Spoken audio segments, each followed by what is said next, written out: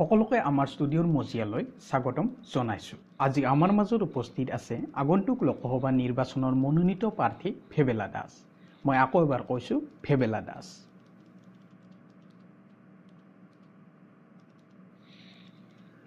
Sir, আপোনাক আমাৰ ষ্টুডিঅ'ৰ মজিয়ালৈ স্বাগতম জনাইছোঁ। ধন্যবাদ। এই আৰম্ভ কৰা, দেৰি হৈছে। নিশ্চয় ছাৰ। আপোনালোকৰ দলৰ নিৰ্বাচনৰ প্ৰস্তুতি এতিয়া কেনেকুৱা চলিছে? এই প্ৰস্তুতিৰ কথা কি ক'ম হে? আমি একো নকৰিলেও অসমবাসীৰ ৰাইজে ভোট দিবই নে কি কোৱা তুমি? নিশ্চয় ছাৰ, কিন্তু আপুনি ইমান ডাঠিৰি ক'ব পাৰিছে? কিয় দেখা নাই? কেবৰ ক্ষেত্ৰত সকলো মানুহকে ৰাস্তাত নমাই দিছোঁ আৰু আমাক ভোট নিদিব। দেখা নাই কিমান কম দিনৰ ভিতৰতে PNRD চাকৰি দি দিছোঁ।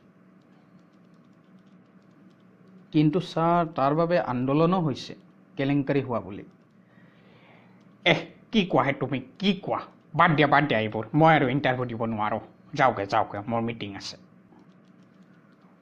অসমবাসীৰ ৰাইজ, আপোনালোকে আপোনালোকৰ বহুমূলীয়া ভোটটো আমাক দি জয়যুক্ত কৰে যায়। অসমবাসীৰ ৰাইজ, আপোনালোকে দেখিলে এয়াই ৰাজনীতি। সঁচা কথা সুধিলে বা ক'ব গ'লে পলাই যায়। কিন্তু আপোনালোকে নপলাব। নিজৰ বিবেক বুদ্ধিৰ দ্বাৰা বিবেচনা কৰি এজন যোগ্য প্ৰাৰ্থীক নিৰ্বাচন কৰিব বুলি আশা ৰাখিলোঁ। ধন্যবাদ।